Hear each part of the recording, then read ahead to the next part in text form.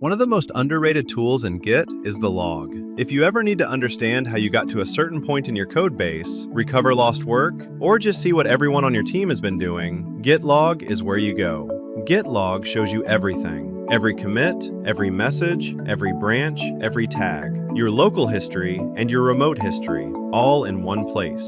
But the raw output can be a lot. So here's a command worth memorizing.